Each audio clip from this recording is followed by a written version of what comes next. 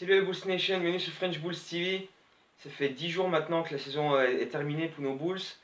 Et il faut dire un petit peu, il manque, c'est con quoi. Tu vois, il manque.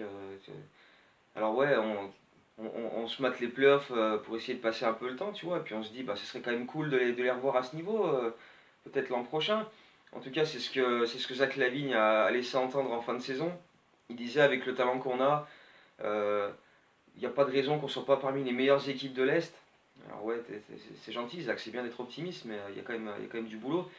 Euh, John Paxson a nuancé un petit peu derrière dans sa conférence de presse de fin de saison. Il a dit pour l'an prochain, ce serait bien qu'on soit parmi les équipes à la lutte pour aller se qualifier en playoff, quoi. Bon, après, être à la lutte, ça ne veut pas dire forcément y aller, hein, mais si tu finis là, genre comme Charlotte, et que même sur les deux-trois dernières journées de la saison, tu es encore un peu dans la lutte, c'est toujours une énorme avancée. Bon, enfin bon, après ça dépendra de cet été, etc. Et parmi donc les décisions de cet été, Paxson a justement parlé de Jim Boylen en disant que donc c'était lui qui serait là l'an prochain, mais ils sont déjà en train de parler d'une possible extension pour les saisons d'après. Et là, j'avoue que je suis pas particulièrement fan de cette idée-là parce que je me suis dit, Boylen, avant qu'on lui offre un autre contrat, peut-être qu'il le méritera à ce moment-là, mais j'aimerais bien le voir faire une saison complète où il a son training camp, où il impose ses idées, son style de jeu dès le début, tu vois pas qu'il arrive en cours de saison, mais aussi et surtout une saison complète où il aura cette obligation de résultat un petit peu, tu vois, parce que là, cette année, on s'en foutait un peu, qu'on gagne, qu'on perde, le bilan de victoire à la fin, on s'en foutait un peu, quoi. Donc là, si on donne un objectif de dire on va être dans la lutte pour aller en playoff, c'est tout de suite un peu différent, tu vois, tu as un petit peu plus la pression du résultat, et j'aimerais bien pouvoir juger Boylan là-dessus avant de pouvoir dire ouais, on va le garder 2 ans, 3 ans de plus, tu vois. Ce serait quand même euh, une bonne base pour la suite, quoi. Alors bon, c'est vrai quand. Alors après, ça fait un peu solution de facilité, quoi. Tu te dis, bon bah voilà, on a Boylan, il est là. On n'a pas envie de payer 3 salaires de coach pour l'an prochain, donc du coup, voilà, et en plus il est là, il casse pas les couilles, il fait son taf, donc bon. Alors que, enfin, je dis pas que les Bulls devraient obligatoirement regarder les entraîneurs qui sont sur le marché et aller faire des entretiens. S'ils sont persuadés que Jim Boylan est la solution, mais bon, voilà, t'as vraiment l'impression de l'extérieur que c'est vraiment, voilà, Jim, il est là, il est en place, il fait pas chier, donc du coup on va le laisser, quoi. C'est pas genre on a besoin d'un top coach. Mais après, c'est vrai que Jim Boylan, il a cette expérience qui est importante pour un groupe aussi jeune, quoi. Il est souvent appelé le professeur, quoi, parce qu'il leur explique absolument tout ce qu'il faut faire, etc. Il leur apprend plein de trucs. D'ailleurs, plein de joueurs ont dit hein, qu'ils avaient beaucoup progressé avec lui et qu'ils étaient assez impatients de faire l'an prochain avec lui. Donc, à suivre, il faudra mettre tout ça en application. Déjà, il va aller les voir tout l'été, il va aller à droite, à gauche pour leur rendre visite, chacun individuellement. Genre, il va aller voir Markkanen en Finlande, il va aller voir Felicio au Brésil, il va aller voir un peu tout le monde pour leur dire voilà, moi je vais mettre ça en place, toi, ton rôle, ça va être de faire ça, ça, ça. Donc, après ça, il le faisait déjà les saisons d'avant quand il était assistant, il disait voilà, Fred, lui, il veut faire comme ça, donc voilà. Donc bon, il va continuer sur cette tendance. Et puis, et puis voilà, après, John Paxson a aussi dit qu'il y aurait du changement probablement au sein de son staff. Donc il y aura peut-être des assistants qui vont sauter et d'autres qui vont venir. À voir qui est disponible, qui peut apporter un peu d'expérience et un peu de défense. Ce serait pas mal. Euh, et puis voilà, il y aura évidemment les signatures de cet été. Encore une fois, Paxson a précisé que ce serait surtout qu'ils allaient essayer de signer deux trois vétérans pour encadrer les jeunes. Donc voilà, hein, ceux qui veulent croire à la piste d'Eric Rose, pourquoi pas. Mais voilà, ça risque d'être.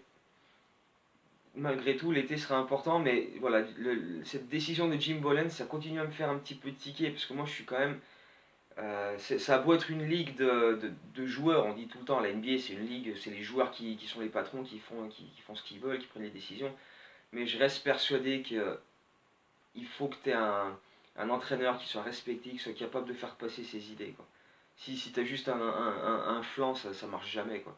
On l'a vu avec Højbjerg, on l'a vu il y a 10 ans avec Vinny Del Negro. Vinny Del Negro, je suis désolé, tu pouvais faire largement mieux, surtout la deuxième année, avec l'effectif qu'il avait. Quoi. Finir 8ème à l'Est et se qualifier en play-off à la dernière journée, 41 victoires, 41 défaites, 2 ans de suite, quand il était entraîneur. Moi je pense que, tu vois, et puis en plus, ça se voyait que les joueurs ils s'en foutaient de lui. Il y avait des histoires comme ça où Liu Holdeng et d'autres, ils se foutaient de sa gueule. Enfin bref, c'était il y a 10 ans, donc bon, il y a une prescription. Mais voilà, donc il y a quand même, il y a quand même du chantier pour Jim Boylen s'il veut nous emmener en playoff. Euh, je pense qu'offensivement, on va rester à peu près sur les mêmes choses, c'est-à-dire beaucoup de jeux, beaucoup d'attaques du cercle, de ballons inside, voilà, jouer près et puis pas forcément dégainer dans tous les sens. D'ailleurs, encore une fois, je vais citer John Paxson, mais il a dit que Paxson lui-même disait je suis pas quelqu'un qui pense que voilà, on a besoin d'absolument shooter 50 fois 3 points dans un match pour pouvoir le gagner.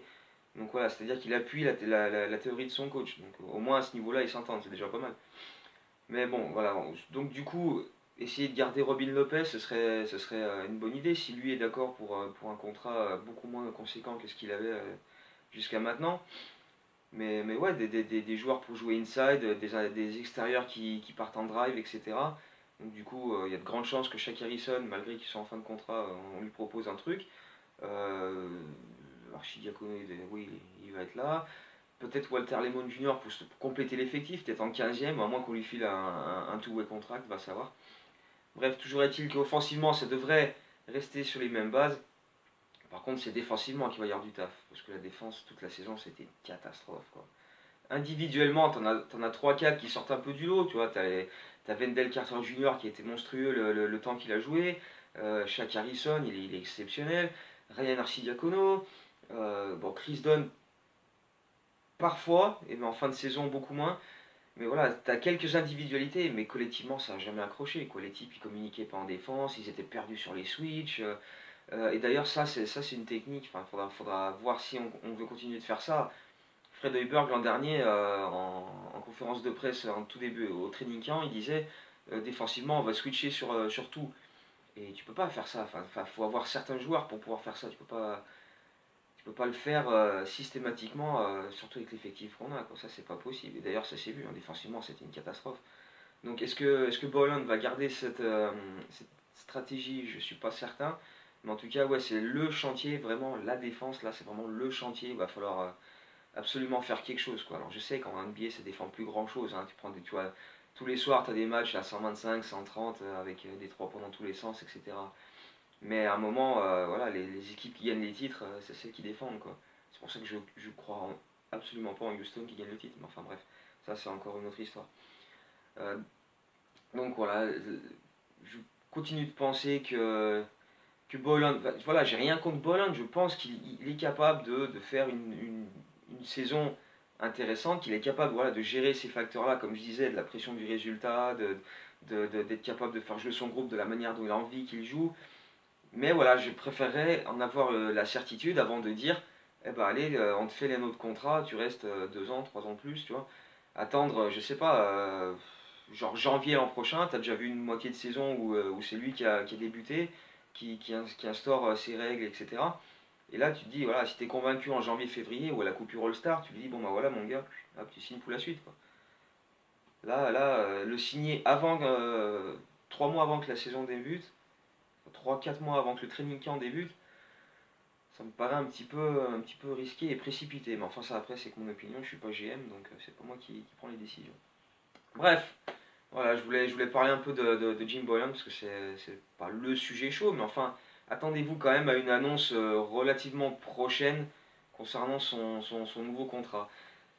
Donc voilà, on va suivre ça, et puis bah, dans les prochains jours, là, on va faire les vidéos pour revenir sur les joueurs, un par un, ce qu'on a vu, ce qu'on a aimé, ce qu'on n'a pas aimé, et puis on va faire le bilan de tout ça. Donc voilà, si vous pensez que Jim Boylan est le coach qui peut nous emmener en playoff l'an prochain, allez-y, commentez, on en débat, on en parle. Moi je pense, voilà, après c'est toujours pareil, il faut voir si l'effectif arrive à rester en forme tout le long, qu'il n'y ait pas des blessures dans tous les sens sur 3 mois d'un côté, des opérations, des machins. Ça aussi, c'est évidemment un truc que tu peux pas mettre de côté. Mais voilà, si tous s'emboîtent bien, je pense on peut viser une 7ème, une 8ème place l'an prochain. Bon, faut voir les autres équipes, comment elles vont bouger cet été, évidemment. Mais bref, voilà, ça devrait être l'objectif en tout cas. Ça devrait être l'objectif de décrocher un spot en playoff. Donc voilà, si vous pensez que Jim Boylen est l'homme de la situation pour dès l'an prochain nous emmener en playoff, voilà, mettez des commentaires et puis on en débat, on en discute. Et puis à très bientôt pour une prochaine vidéo. Allez, go Bulls!